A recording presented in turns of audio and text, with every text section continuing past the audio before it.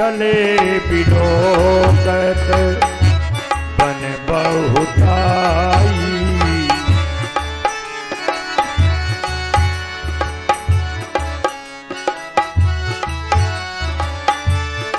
रघुपति चरण कमल,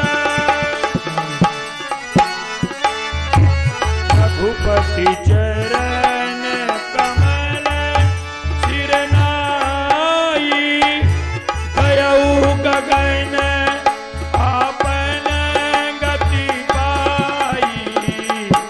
ताई दे गति राम उधारा, सबरी के आए श्रम पर गुधारा।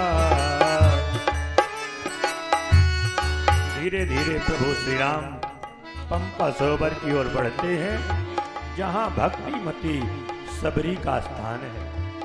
गुरु की आज्ञा में रह करके जिस सबरी ने कितना बड़ा त्याग किया, कितनी तपस्या की है। भगवान जब गुरुदेव जाने लगे, सबरी रोती खड़ी थी। गुरुदेव ने कहा, सबरी तू चिंता मत कर, तुझे इसी कुटिया में एक दिन राम के दर्शन होंगे। तब से सबरी अविरल भगवान के नाम का जप कर रही है। हरे रामा रामा रटते रटते, रामा रामा रटते रटते, बीती रे उमरिया। रामा रामा रटते बीती रे उमरिया। रघुकुल नंदन कब आओगे, दासी की झोपड़िया। रामा रामा रटते रटते, बीती रे उमरिया। जय हो, आ जाओ राम। हे प्रभु आपकी जय हो। आओ राम। मैं भिलनी जंगल की बासिनी, भजन भावना जानू रे। मैं भिलनी जंगल की बासिनी, भजन भावना जानू रे। राम तोरे दर्शन के ही मन में जीवन पालू रे। एक बार प्रभु कृपा तो कर दो, हमेरी रे धनुधरिया। रामा रामा रटते रटते, बीती रे उमरिया। रामा रामा। आ जाओ राम, आ जाओ प्रभु। मैं कब से आपका इंतजार कर रही हूँ। सबरी मैया अपने हाथों से भगवान के आने का मार्ग बुहारती हैं। जय हो। कभी फूल की पंखुड़ियां बिखेरती हैं, कभी अंदर जाती हैं, कभी बाहर जाती हैं। क्या भक्तिमती सबरी जी का भाव है। नित्य प्रति नई तैयारी, आज मेरे प्रभु श्री राम आएंगे। शाम हो जाती, सबरी जी कहती, अब कल जब होता कहती, आज मेरे राम आएंगे। एक दिन सबरी की कुटिया में सवेरे सवेरे कौआ आया और बैठ गया। काव काव बोलने लगा। सबरी जी उस कौए से पूछने लगी, अरे कौए, क्या तुम मेरे राम का संदेशा लाए हो? क्योंकि आज इतना मीठा बोल रहे हो। बोल बोल कागा मेरे, राम कब आएंगे? बोल बोल कागा मेरे, राम कब आएंगे? बोल बोल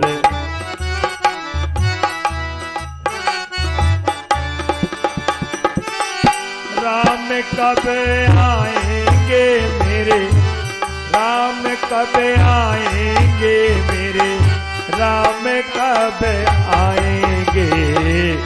बोल बोल कागा मेरे राम कब आए। आ जाओ राम, हे प्रभु।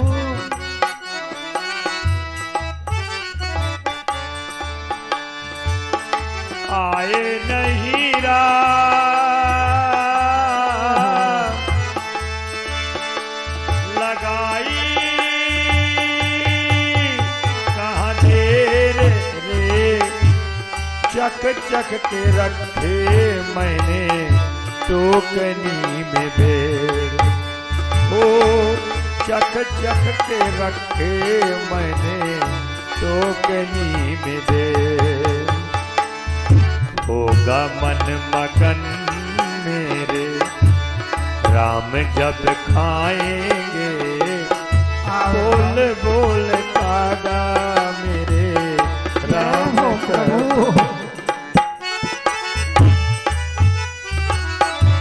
ताही देई गति राम उदारा, सबरी के आओ आ जाओ राम, आगे प्रभु, आगे प्रभु।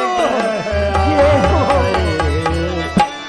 उनके बचन समझ दिया भाई, प्रेम मगन आइए आइए प्रभु। बचन नयावा पुनि पुनि पद सरोज सिरना। सागर जल पाए पखारे, पुनि सुंदर आसन बैठारे, पुनि सुंदर आसन बैठारे।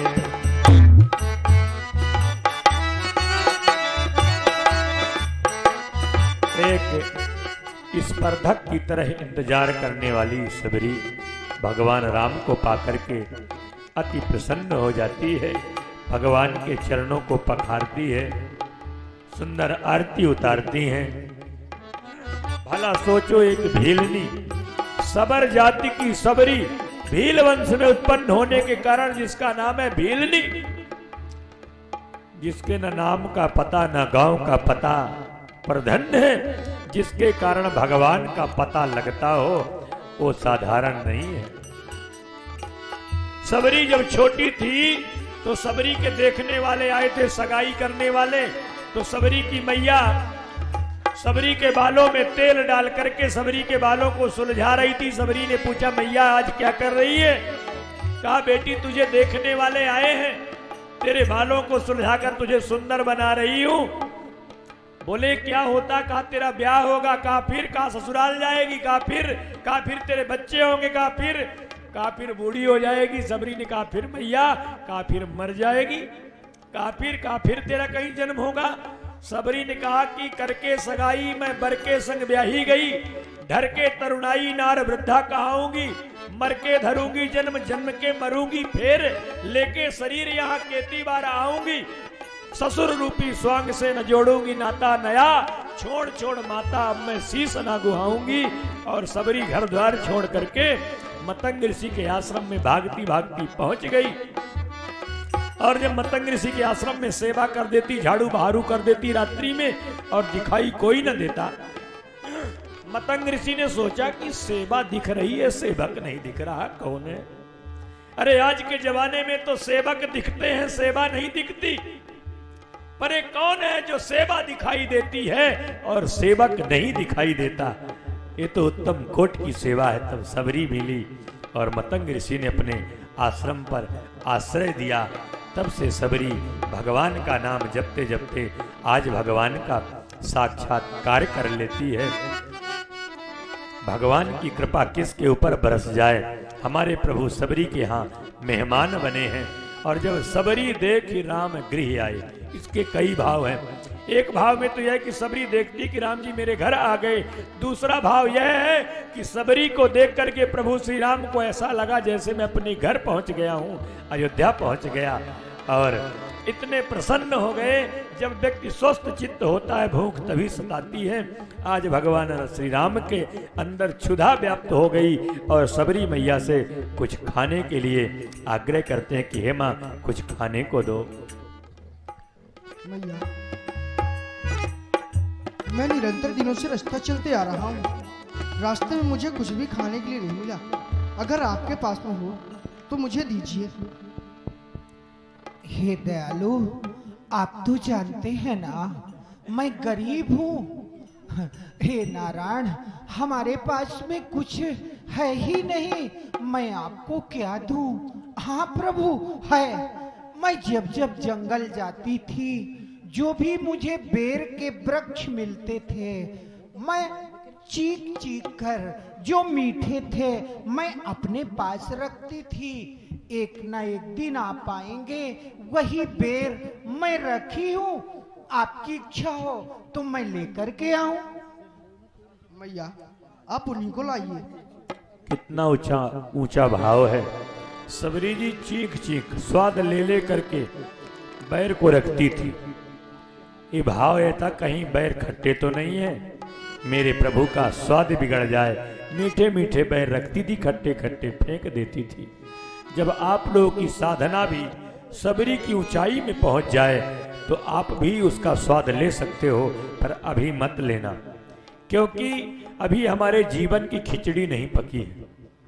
जब खिचड़ी माताएं बनाती हैं चावल में पानी डालकर, सबको पता होगा, खिचड़ी जब पकती है तो जब तक कच्ची रहती खूब बुलबुल बुलबुल बुलबुल करती है, और जब खिचड़ी पक जाती है तो उसका बुलबुल करना बंद हो जाता है। ठीक इसी प्रकार से अभी हमारी और आपकी भी खिचड़ी नहीं पकी है। जिस दिन जीवन की खिचड़ी पक जाएगी उस दिन बोलना बंद हो जाएगा। फिर तो मन मगन हुआ, अब क्या बोले। फिर तो गूंगे का गुड़ हो जाएगा जीवन। जैसे गूंगे व्यक्ति को गुड़ खिला दो, शक्कर खिला दो, पूछो स्वाद कैसा है, तो बोल नहीं सकता, केवल मन ही मन मुस्कुराएगा। ठीक इसी प्रकार से जिस दिन हमारी और आपके जीवन की खिचड़ी पक जाएगी उस दिन तो जीवन में बोलना बंद हो जाएगा। इसलिए माताएं बहनें भाई लोग, 2 मिनट का समय आप सबके पास है। सबरी मैया के आश्रम में भगवान श्री राम पधारे हैं। जिन भक्तों को, जिन महानुभावों को, जिन बहनों को, माताओं को आकर के भगवान की आरती उतारना हो, अपने हाथों से पवाना हो, तो आप लोग आकर के भगवान की आरती कर सकते हैं, अपने जीवन को धन्य बना सकते हैं। क्योंकि आज मेरे प्रभु भगवती भक्तिमती सबरी के आश्रम पर विराजमान हैं और सुंदर सुस्वादु बेर चख रहे हैं, फलों का सेवन कर रहे हैं। सबरी का कितना ऊंचा भाव है।